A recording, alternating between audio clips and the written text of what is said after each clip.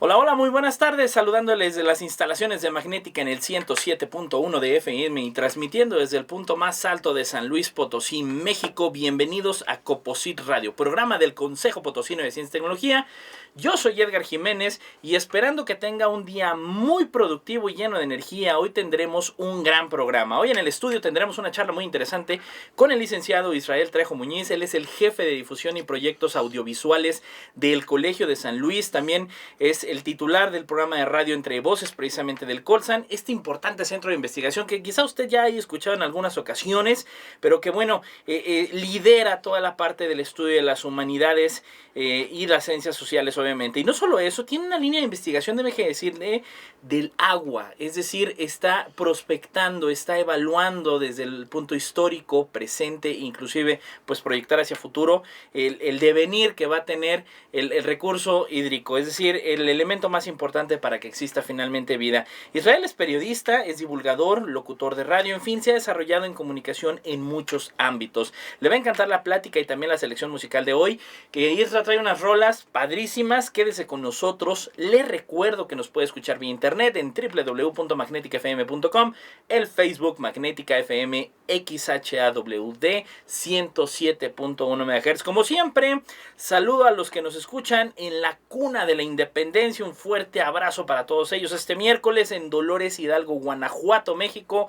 Un saludo a la familia Mesa, al señor Alejandro, a la señora Lupita, Angie Briones y Paco Jiménez, que cada miércoles nos escuchan, a Alex, Sofi y Alejandra Hernández, que siempre nos sintoniza. Ya sabe que nuestro mejor activo en la vida es el tiempo, así que hay que aprovecharlo. Y qué mejor escuchando la mejor estación magnética juvenilmente clásica. Quédese con nosotros en esta hora llena de conocimiento y para ello vámonos con las efemérides de la semana.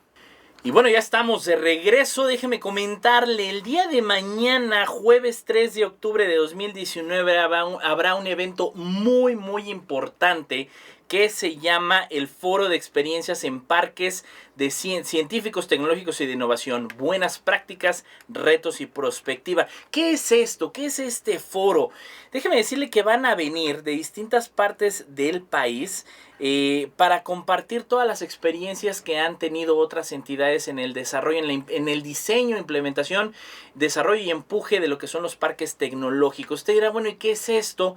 Pues no es otra cosa más que un espacio físico que disponen en los estados, los gobiernos federales, estatales o municipales, en los que se impulsa la instalación de empresas, de organismos, de sociedades orientadas al impulso del desarrollo científico, tecnológico y de innovación, que esto es fundamental obviamente para todo progreso económico de todo país. Le comento que, por ejemplo, en el mundo existen más de 1,300 parques en casi 80 países, es decir, pues esto no es nuevo y esto no está chiquito, es algo ya muy grande que agrupan aproximadamente a 300,000 personas. Generalmente este tipo de espacios da trabajo, da impulso, da espacio a gente altamente profesionalizada. Por eso ahí, señor, señora, díganle al chavo que si trae ganas de estudiar maestría, hagan todo el esfuerzo, yo le recomiendo, y que le empujen con la maestría, con las especializaciones, con los doctorados. Es muy importante que impulsemos a los jóvenes en todo momento. Por ejemplo, actualmente en el país existen 37 parques en entidades como Guanajuato, Sonora, Nuevo León, Yucatán, Zacatecas y entre otros. San Luis Potosí está en proceso de gestión de este parque, por lo que sin duda este evento permitirá aprender las mejores prácticas. ¿Quiénes participarán en este encuentro el día de mañana? Allí en el Centro de Convenciones de San Luis Potosí, ahí unos pasos del Museo Laberinto, que les mandamos un fuerte saludo y abrazo. Pues estarán investigadores, líderes de vinculación, empresas y representantes del sector gubernamental. Esté usted muy atento de lo que va a suceder y bueno, a lo largo del programa ya le estaré dando la agenda de estos días de los cursos de capacitación que habrá en materia de ciencia y tecnología. Y sin más, pues bueno, quiero dar la más cordial bienvenida a nuestro querido amigo Israel Trejo del Colsan. Israel, bienvenido, buen día.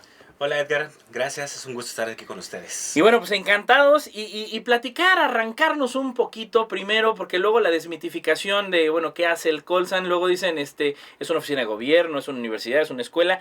¿Qué hace el Colsan? Y en materia de comunicación, ¿qué desarrolla el Colsan? Claro, de entrada no somos un colegio privado, qué bueno que lo dice. Que exacto, porque luego parece, ¿no? Todo el mundo piensa porque está muy nombre. bonito. Y aparte está muy bonito, ¿no? Exacto, bueno, somos un centro de investigación dedicado a las ciencias sociales y a las humanidades aquí en San Luis Potosí y en la región. pertenece al sistema de centros públicos de investigación del CONACYT, que, digamos, representa este sistema. Son 27 centros que representan la segunda fuerza de investigación a nivel nacional de investigación científica después de la UNAM.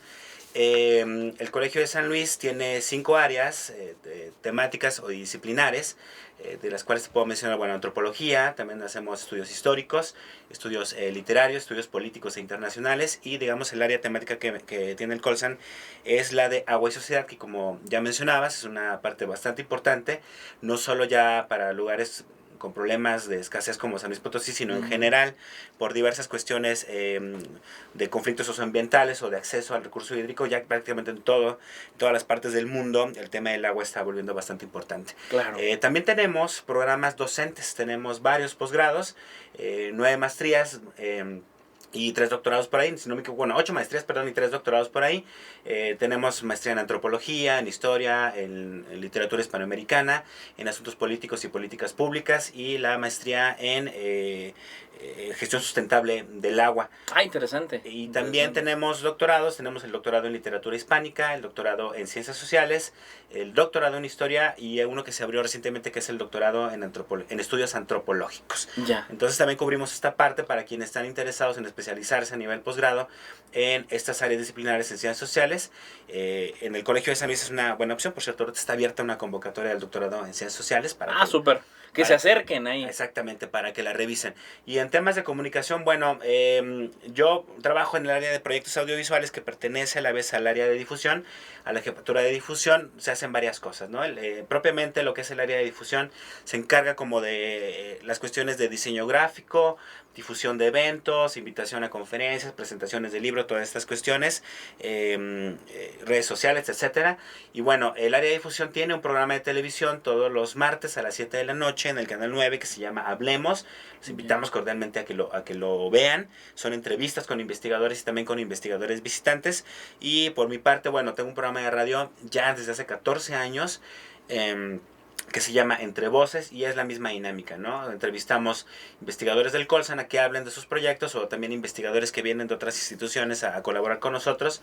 Se les invita, y generalmente lo que hacemos es tratar de buscar una conexión entre, digamos, la vida cotidiana de las personas y los temas de investigación que están trabajando los académicos del Colegio de San Luis. ¡Qué maravilla! Y qué bueno, déjame también comentarle a usted, antes de irnos al primer corte del día de hoy, que precisamente Israel también ha desarrollado talleres de divulgación con esto que tuvimos, y que bueno, ya estaremos platicando ahorita en un momento más, que esto es importantísimo. Y bueno, creo que esto nos desmitifica. Luego la gente dice, anda ahí por Avenida Chapultepec aquí en San Luis Potosí, ay mira, ese era un colegio y todo. Señores, ese es el Colsan. Nada más que muchos de ustedes quizás no se acuerdan del Colsan. Luego era el único lugar ahí construido hace muchos años. Claro. Había que llegar, bueno, era un lugar remoto, ¿no? El Tangamanga y nosotros. El Tangamanga y ustedes. Después estaban los cerros, así literalmente. Bueno, ahí acababa, ni siquiera había Avenida Chapultepec, o sea, sí, exactamente, no había nada, acababa, ¿no? Tienes razón. Era muy interesante, que bueno, ya lo sabe. Y si alguien está viendo ya en vías de qué quiere estudiar y se está orientado a la parte de sociales, que bueno, déjeme decirle, usted dirá, no, es que San Luis, la industria,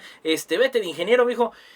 Hay un estudio ya en el área de antropología, que por aquí llegó a estar con nosotros César Iriacheta, que decía, es antropología industrial. Es decir, el estudio precisamente de lo que ha sucedido debido al desarrollo industrial en las ciudades, que es fundamental, ¿no? Claro, incluso hay antropología en la mercadotecnia. En la mercadotecnia. Las agencias de publicidad están contratando antropólogos para saber de qué manera pueden colocar mejor sus mensajes al momento de vender un producto. ¡Qué maravilla! Y luego andan pensando que andan desenterrando huesos. Pues no, señores, la antropología es transversal, creo yo, ¿no? Sí, en muchos sentidos. Y bueno, pues vámonos con la primera rola de las favoritas de nuestro invitado del día de hoy. Grupo de indie rock, banda británica de Londres, formada por Jack Stedman, Jamie McCall, Soren de Saram y Ed Nash. A lo largo de su historia han experimentado con multitud de géneros musicales, creando un estilo propio próximo a la música indie. Aunque tomando elementos propios de la música folk, electrónica, rock e incluso del género world music, su gira del 2014 terminó el 13 de diciembre en el centro de exhibiciones Earth's Court, siendo el último concierto que acogería el recinto antes de su demolición.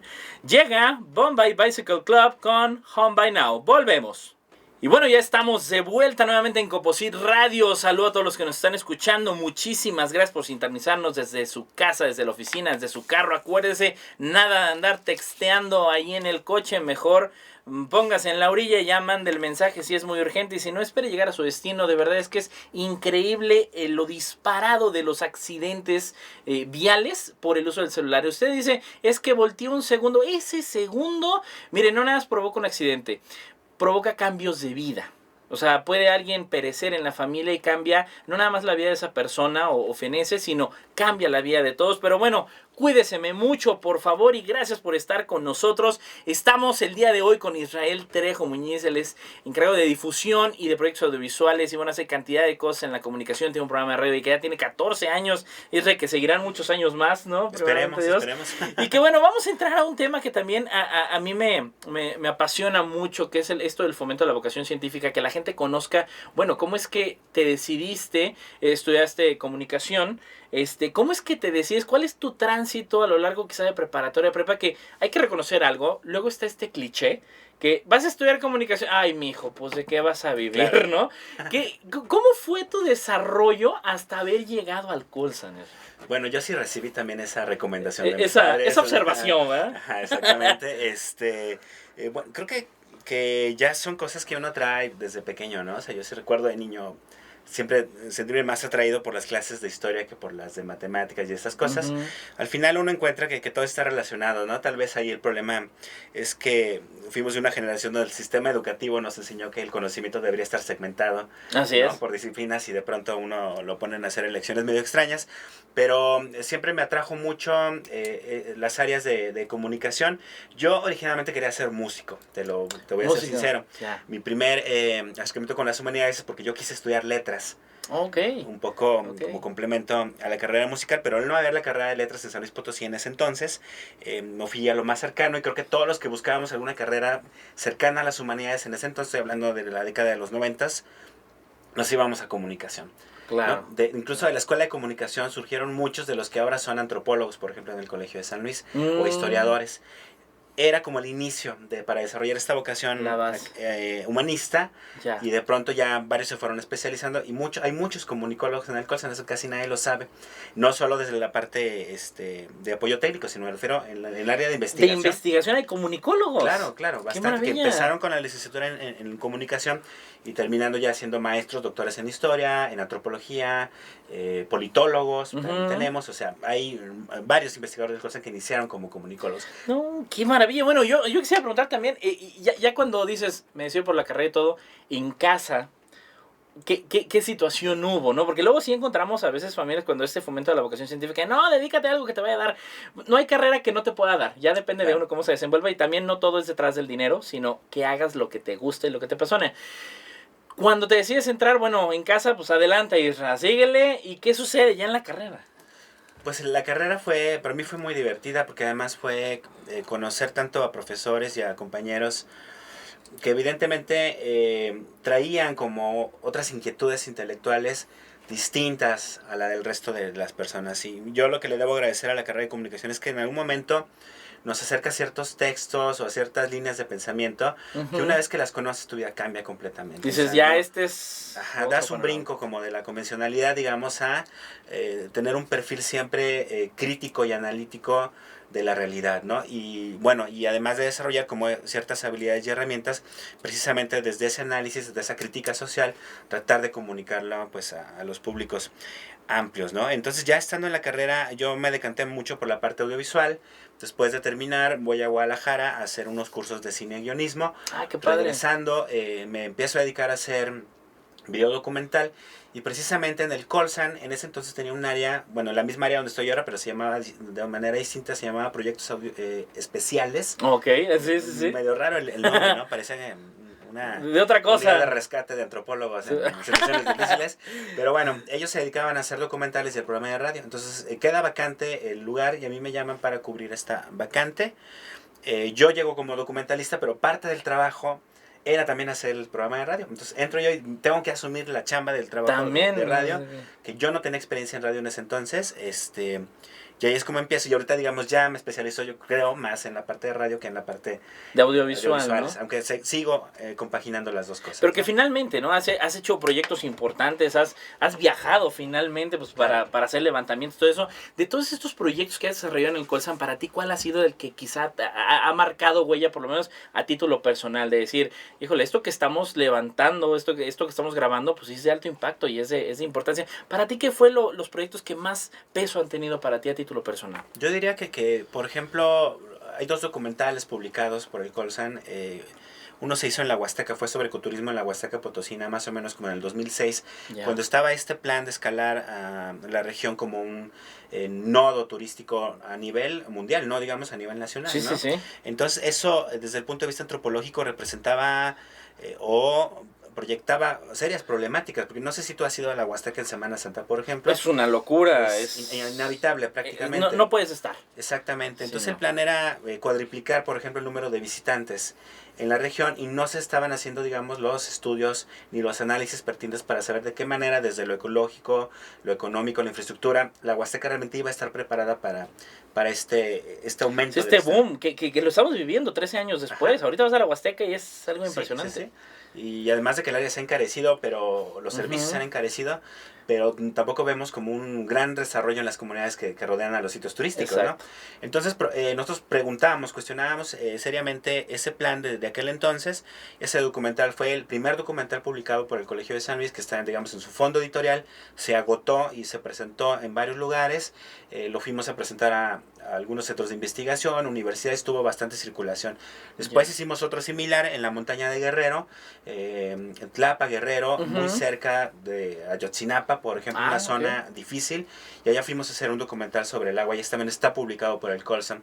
El otro proyecto fue un apoyo que recibimos por parte del CONACYT de la famosa convocatoria de apoyo a proyectos de comunicación de la ciencia, claro. Que fue un serial radiofónico que se llama Resonancia, que hicimos, compramos equipo portátil, hicimos una cabina de radio en el Colsan, por cierto, y nos lanzamos a universidades y centros de investigación a entrevistar a 12, digamos, vacas sagradas de las ciencias sociales, un poco para debatir y platicar qué papel juegan las ciencias sociales dentro de la política científica en México y cómo se veían ellos mismos como parte de la comunidad científica y que además como de parte de disciplinas que están aportando reflexión y soluciones a las problemáticas emergentes y también a desarrollos comunitarios o al desarrollo en general del país. Fue generar una discusión nacional de para qué sirven las ciencias sociales en México y se puso bastante interesante. Hicimos una segunda temporada el año pasado, en 2018, con el auspicio de Comexo.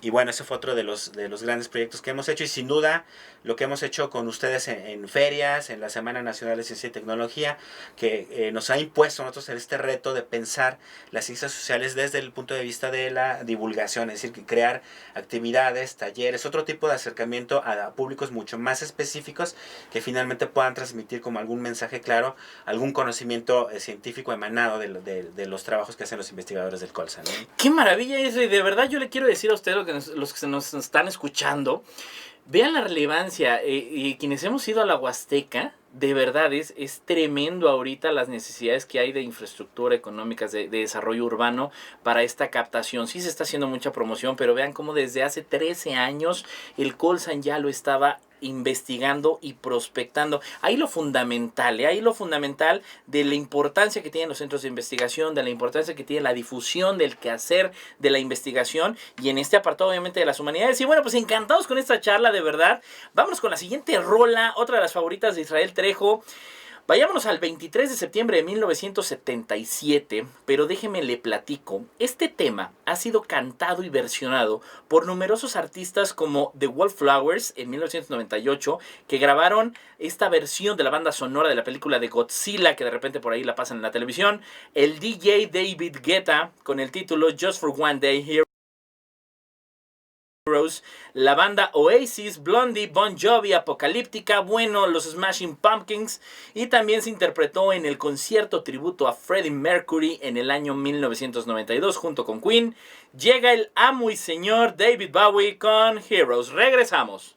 Muchas gracias, estamos de vuelta en Coposit Radio, ya llegando a la segunda parte, a la mitad. Gracias que continúa con nosotros. Es hora de sacar la agenda. Yo le quiero pedir que se ponga muy vivo, muy atenta, porque también el día de mañana, así como yo le platicaba que teníamos el foro de empresas, de especialistas en parques de ciencia, tecnología e innovación, este importante evento que será aquí en San Luis Potosí, también el día de mañana, aquí en las instalaciones del Coposit, en Camino a la Presa número 985, estará el taller de redacción de solicitudes de invenciones por parte del INPI, que es el INPI, el Instituto Mexicano de la Propiedad Industrial. Es bien importante. Miren, aquí ya le están diciendo el ABC de cómo tiene que hacer para hacer el registro pues de sus invenciones. Acuérdense, no nada más tiene que ser una patente que pudiera ser algún compuesto químico, sino algunos modelos de utilidad, que aquí en San Luis Potosí, pues obviamente la industria da mucho desarrollo en materia de distintas industrias, llámese en metalmecánica, siderúrgica, etcétera. Esto va a ser un taller de 2 horas desde las 11 de la mañana y hasta la 1 de la tarde. Es completamente gratuito el taller. Véngase al taller de redacción de solicitudes de invenciones el día de mañana, jueves 3 de octubre, aquí en Coposit. Para mayores informes, capacitación@coposit.go.mx o puede llamarnos al 444-811-6666. También déjeme comentarle que continúa abierta la convocatoria del Programa Estratégico Nacional de Ciencia y Tecnología, de Tecnología e Innovación Abierta, el PENTA, este importante programa que el CONACYT ha lanzado a nivel nacional. ¿Para quiénes? Para nano, micro, pequeñas y medianas empresas, instituciones de educación superior, es decir, las universidades pueden participar en esto, centros de investigación, institutos tecnológicos y, muy importante, a mí me llamó la atención mucho esto, sociedades de producción rural. Aprovechenlo de verdad, todas las personas que nos escuchan al interior del estado, donde hay otras vocaciones distintas a las de la región centro, bueno, pues es momento de aprovechar estos programas que lanza el CONACYT. Este estará cerrándose, bueno, ya a mediados de este mes, por ahí del 18 de octubre. Es bien importante que participe. Puede ubicarla en la página del Coposit, en clp.gov.mx/Coposit. Googlee usted tan fácil Coposit y puede encontrar ahí la convocatoria PENTA. Es bien importante que vea los apoyos y que los aproveche, porque finalmente son los recursos del erario, ¿verdad? Entonces, claro, que sean bien aprovechados, ¿no? Que sean bien aprovechados, caray. Y bueno, ya lo sabe, el día de mañana taller del INPI. Ahorita en el siguiente corte voy a platicar de los talleres. Pero bueno, Isra, yo me quiero regresar un poquito y algo que dijiste fundamental, este proyecto que hicieron con el CONACYT. También hay otro proyecto que yo consulté, me vi en la necesidad de consultar un estudio del Colsan para la atención en los polígonos de alta violencia aquí de San Luis Potosí. Y interesantísimo, porque son unos casos que vivieron jóvenes de estos sectores de la ciudad, en los que fue un estudio que hizo el Colsan con el Colegio de Michoacán y otras instituciones, en las que, bueno, hablaban de casos trágicos en que de repente el muchacho estaba atendiendo ahí en su puesto de tacos, el hermano le estaba ayudando, de repente se iba, ya no lo volvió a ver, ¿no? Claro. Entonces, el impacto de estudio de los jóvenes pobres en México, y ese tengo entendido más o menos va por ahí la línea. Ajá. Yo quiero saber, y bueno, desde la perspectiva de las humanidades también he sufrido yo a veces esta crítica que dicen, es que Edgar, ¿por qué meter eso? Primero hay que meter la ciencia dura. Desde la perspectiva, tú obviamente con toda esta vasta experiencia desde el enfoque de las humanidades, esta relevancia de difundir, de divulgar las humanidades, ¿qué papel juega todo esto en este entorno? Yo de entrada pensaría que ya para la complejidad de los problemas que tenemos ahora, difícilmente podemos seguir pensando que una sola disciplina científica puede resolver un problema en específico. Exacto. ¿No? O sea, tiene que haber una visión desde varios enfoques y desde varias disciplinas.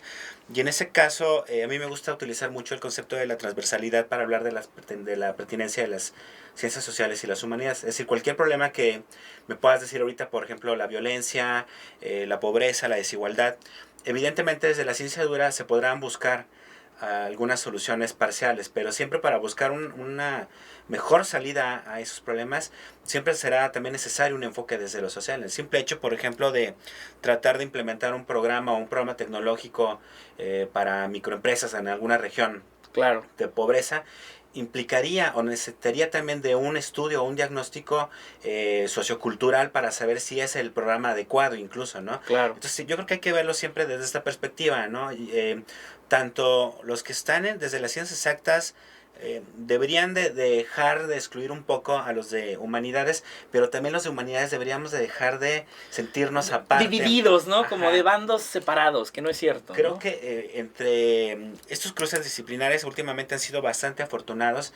Deberíamos estar pensando más bien en la comunión, digamos, de esfuerzos. Exacto. Para buscar soluciones mucho más integrales, porque los problemas de ahora son gravísimos y son tremendamente fuertes. Y en el tema de la comunicación de la ciencia, el hecho de posicionar precisamente a las humanidades como dadoras de reflexión, de análisis, de diagnóstico para la solución de problemas es sumamente importante, ¿no? Porque nos parece, creo que todavía, por ejemplo, desde el diseño de la política pública para atender estos problemas, a veces todavía no se le toma tanto en cuenta a los científicos sociales, ¿no? Claro, evidentemente, las dependencias de gobierno se llenan de asesores y ese tipo de cosas, pero tendría que haber siempre un análisis desde alguna disciplina social que pudiera alimentar, ¿no? Y dar una mejor visión sobre las problemáticas para poder diseñar mejor política pública que busque solucionar estas problemáticas, ¿no? Claro, y no, yo creo que lo comentabas también en un momento de decir, cuando nos empezaron a segmentar, cuando decías, bueno, me tuve que elegir por determinada carrera,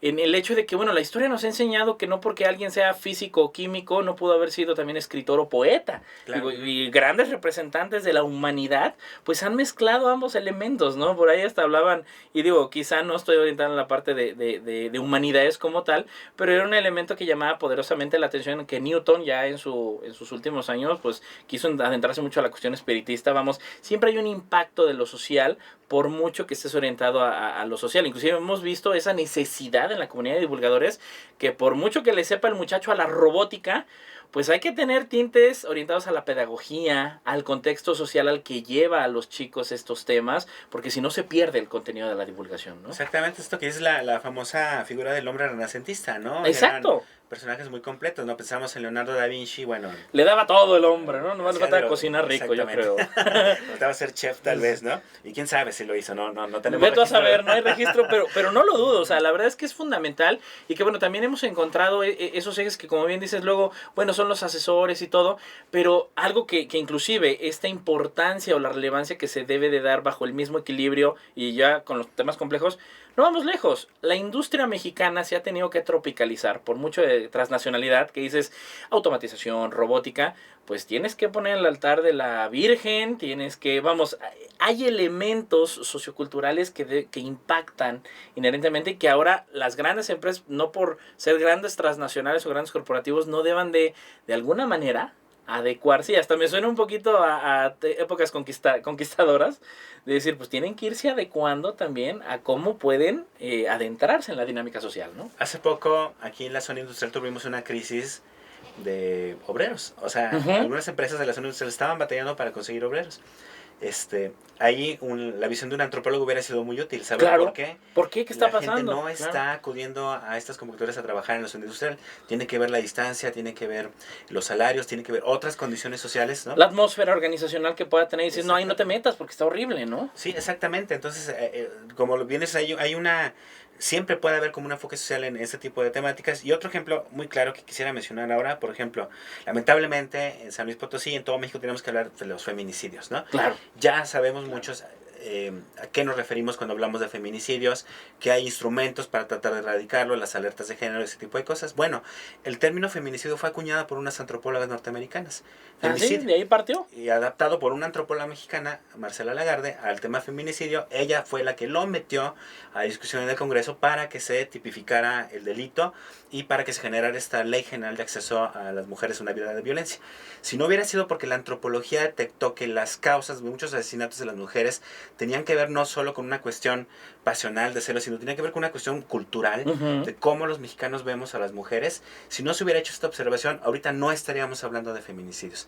Entonces, no estaría en la agenda pública. Ese es uno de, por ejemplo, de los grandes aportes de la antropología a cosas que nos aquejan actualmente y que, bueno, están tratando visibilizar ciertas cuestiones de algunos problemas para atenderlos de una mejor manera, ¿no? Porque asesinatos de mujeres ha habido siempre, pero a partir del 2006 por ahí, que se tipificó, se han establecido protocolos precisamente a partir de todo este trabajo teórico detrás del término feminicidio para poder generar protocolos o programas de atención y de erradicación de la violencia para las mujeres, ¿no? ¡Qué maravilla! Yo espero que usted esté disfrutando igual que nosotros aquí en cabina esta charla tan importante y fundamental. ¿Qué tema estamos tratando? De verdad, padrísimo. Con Israel Trejo, él es adscrito al Colegio de San Luis. Y vayámonos con más música. Esta canción fue escrita cuando el cantante formaba parte todavía de The Beatles. Durante las sesiones de grabación del álbum Let It Be en enero de 1969, esta fue una de las muchas canciones del grupo que formarían parte de su nuevo álbum. Pero conforme los periodos de las sesiones avanzaban, la canción fue desechada y nunca volvió a ser interpretada por la banda. Llega el ex Beatle George Harrison con All Things Must Pass. No se vaya. Estamos entrando a la recta final de Composite Radio. Gracias que continúe con nosotros. Yo nada más le quiero recordar que la próxima semana, del 5 al 7 de noviembre, habrá un taller sobre alineación de valor entre oferta y demanda. ¿Qué se trata esto? Dar a conocer una metodología para la generación o alineación de valor de su producto o servicio con la finalidad de que cuenten con ofertas validadas que aumenten su aceptación por parte de usuarios. ¿Qué quiere decir esto? Porque luego van a decir, ay, Edgar, ahora qué tecnicismos o qué rarezas está diciendo. Sencillo, señor, ¿de qué manera usted puede alinear conforme al contexto social? Y mire que el tema, estamos hablando ahorita de este programa, su mejor producto. ¿Qué quiere decir? Pues busque la mejor manera de hacer negocio, dar beneficio, y como finalmente estamos adentrándonos ya en una época en que también tenemos que buscar sustentabilidad en los tipos de productos, en los materiales que se ofrecen. Ya no nada más hablemos de esta cuestión de biodegradable. Digo, déjeme decir nada más, por ahí yo, ante algunas investigaciones muy empíricas que he realizado de sustentabilidad, pues la conclusión es de que yo no soy una persona sustentable por ser obeso. Así de sencillo. Debido a mi dieta, debido a mi alimentación, debido a los procesos que requieren los alimentos que yo consumo, eso me hace una persona no sustentable. Entonces no nos vayamos con que, pues sí, más allá de separar la basura y todo eso, pero bueno, este taller es muy importante. Va a ser aquí en Zona Centro el 6 de noviembre de 10 a 2 de la tarde. En Zona Altiplano, allá en Charcas, el 5 de noviembre. En Zona Media, en la Universidad Autónoma de San Luis Potosí de Río Verde, el 8 de noviembre. Y en la Zona Huasteca, lo esperamos allá también en la Universidad Autónoma de la región Huasteca, el 7 de noviembre, taller de alineación de valor, de oferta y demanda. Y por último, les recuerdo, en el mes de noviembre tenemos el Congreso Internacional de Buenas Prácticas Educativas que invita el Ayuntamiento de San Luis Potosí a través de la Dirección de Educación Municipal. Esto va a ser en el Centro de Convenciones de San Luis Potosí, 22 y 23 de noviembre. Acérquese allá al Ayuntamiento de San Luis Potosí, este importante Congreso Internacional de Buenas Prácticas Educativas. A todos los docentes que nos están escuchando, aprovechen, los divulgadores, vámonos a este Congreso de Buenas Prácticas Educativas. Y bueno, Isra, ya continuamos y creo que tú lo dejaste muy en claro, la importancia que ha tenido el papel de la gente que estudia la parte de las ciencias sociales, tanto que la parte de feminicidios fue propuesta por una antropóloga y forma parte, yo creo que ahorita está en el número 1 de la agenda pública. Pero bueno, aprovechemos estos minutos que nos quedan, Isra. Me gustaría retomar un poquito esta nueva dinámica que se está tomando en la narrativa de que ya se escucha la palabra humanidades en pues todo este bagaje de estructura y de arquitectura que tiene el sector de ciencia y tecnología en México. ¿Cómo has visto? ¿Es a favor? ¿Es benéfico? ¿Crees que puede impactar positivamente? ¿Puede haber algunas reacciones? ¿Qué panorama visualizas en ese sentido? Pues mira, como bien dices, los que nos dedicamos a la comunicación de la ciencia, generalmente hablamos de narrativas de la ciencia para saber cómo la vamos a comunicar. Claro. Es cierto que de la administración pasada a la de ahora la narrativa cambió de manera importante, ¿no? Así es. La de ahora, como dices, incluye bastante el término de las humanidades, pero no solo, digamos, como en el papel o en la propuesta del cambio, del los títulos, del consejo, los títulos, sino que además, digamos, la selección de temáticas o de problemáticas que se han hecho para atender de manera prioritaria, también nos hablan de que al parecer sí habrá una mayor inclusión de las carreras de ciencias sociales y de disciplinas, de sociales y humanidades, ¿no? Hablamos ya del tema de seguridad, de violencia de género. Por ejemplo, el tema del agua está volviendo un tema fundamental para la agenda del CONACYT, claro. Privilegiando no solo, digamos, la participación de ingenieros, hidrólogos, etcétera. O sea, el problema del agua ya no es un problema de infraestructura, sino es un problema de inequidad, de acceso al recurso. Y desde esa perspectiva, los estudios sociales en torno al agua, los conflictos ambientales, pero también temas de prácticas exitosas de gestión comunitaria de algunos cuerpos de agua se van a volver prioritarios desde el Consejo, ¿no? Ya. Otro tipo de tema que tiene que ver con un reconocimiento cabal de los derechos de las comunidades o de los pueblos indígenas. Bueno, evidentemente ahí hay una gran labor que tiene que hacerse desde la historia, desde la antropología cultural, desde la antropología jurídica, para precisamente generar leyes que, digamos, le aseguren precisamente a los pueblos indígenas que puedan desarrollarse dentro como de sus mismas como visiones del mundo, ¿no? Claro. En fin, creo que hay muchos temas. El tema del medio ambiente, evidentemente, también hay una gran participación desde las ciencias sociales y las humanidades. Es uno de los temas, yo creo yo, donde más convergen tanto la ciencia dura como las ciencias sociales. Claro, claro.